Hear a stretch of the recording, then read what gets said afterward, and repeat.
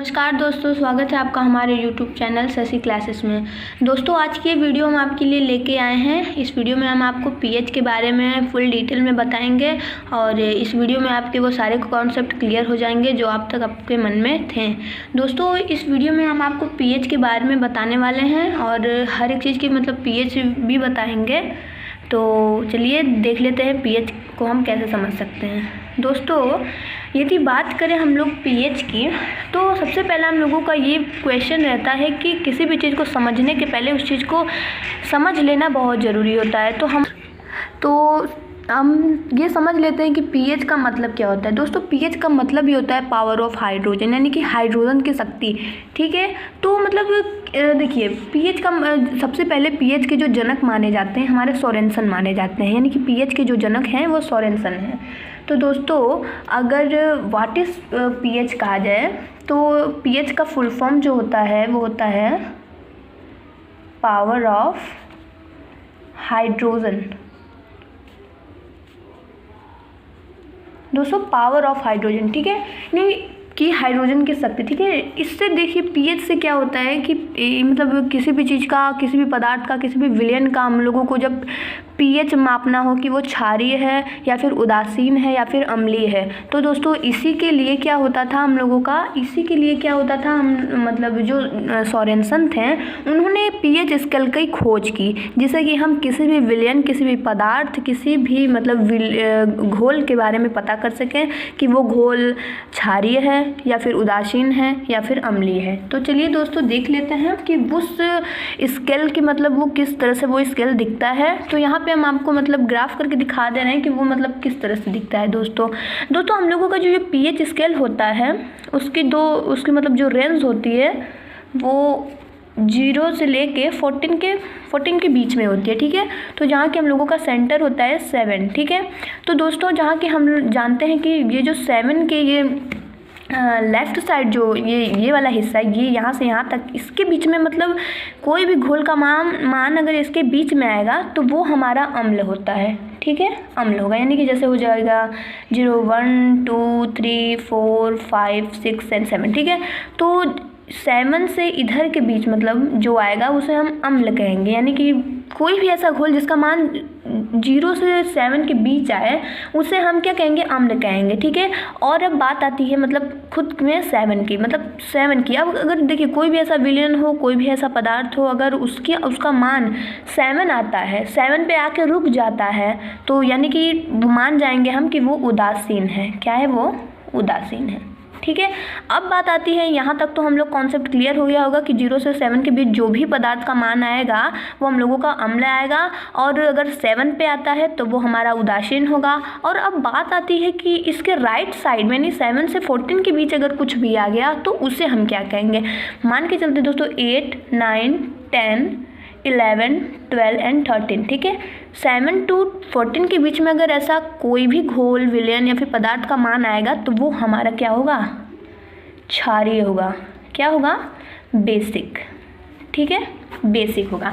तो जैसा कि हम लोग समझ गए हैं कि पीएच स्केल क्या होते हैं, इसकी खोज किसने की, और इसको किस तरह से हम पदार्थों में किस तरह से हम पदार्थ, विलयन और घोल को माप सकते हैं पीएच स्केल द्वारा कि वो क्षारीय है या फिर उदासीन है या फिर अम्लीय है। ठीक है दोस्तों, तो जहाँ तक कि हम जान सकते हैं कि आपका ये कॉन्सेप्ट क्लियर हो गया होगा कि पीएच क्या होता है और पीएच स्केल क्या होता है, ये क्या काम करता है।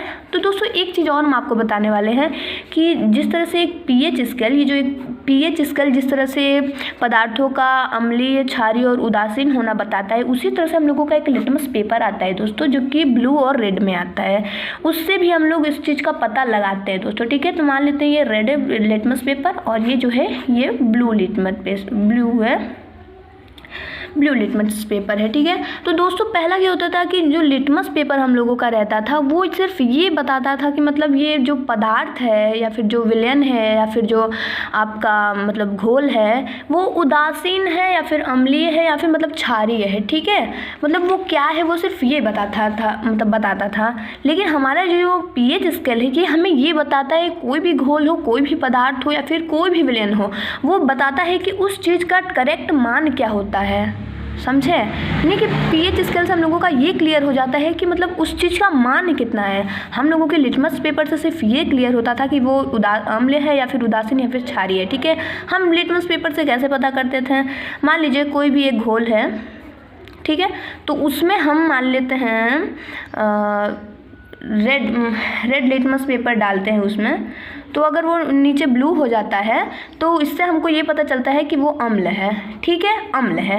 रेड लिटमस पेपर को अगर किसी घोल में, किसी विलयन में, किसी पदार्थ में डालने पे अगर वो ब्लू हो जाता है, यहाँ देखिए ब्लू, ठीक है, BLUE ब्लू, ठीक है, अगर वो ब्लू हो जाता है तो हमको ये पता चल जाता था कि वो क्या है, अम्ल है। और अगर किसी विलयन में हम लोग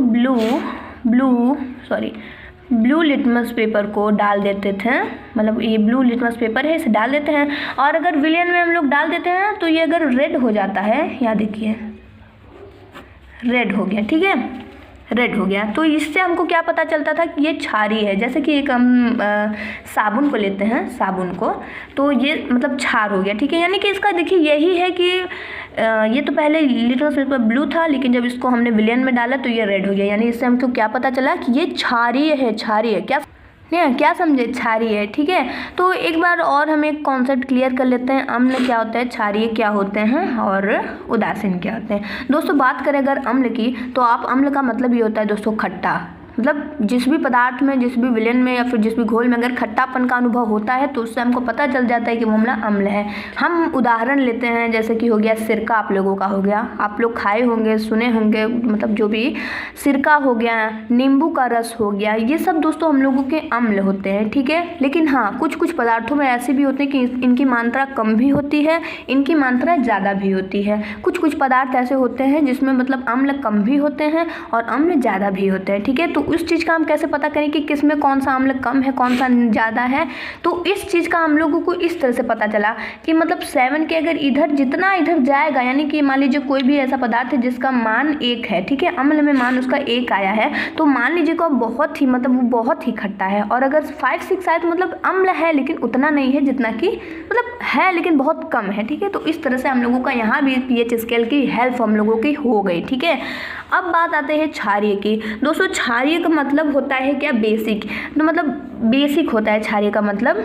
तो इसमें हम लोग एक उदाहरण ले लेते हैं सर्फ साबुन का। दोस्तों सर्फ साबुन का उदाहरण ले लेते हैं। ठीक है, तो मतलब इसी तरह से हम समझ जाएंगे।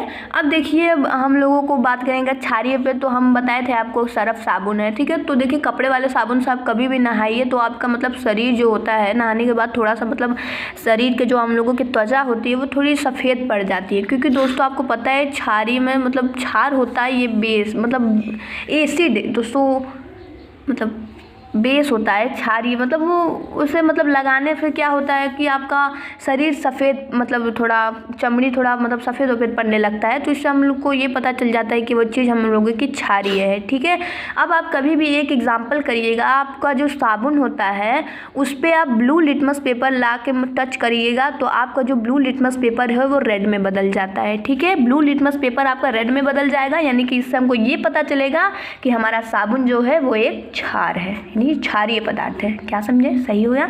अब देखिए हम लोगों ने अम्ल के बारे में पता किया, क्षारीय के बारे में पता किया। अब हम बात आती है उदासीन के बारे में। दोस्तों उदासीन का मतलब ही यही होता है जिसमें किसी भी प्रकार का कोई भी स्वाद नहीं हो, वो स्वादहीन हो, उसी को हम उदासीन कहते हैं।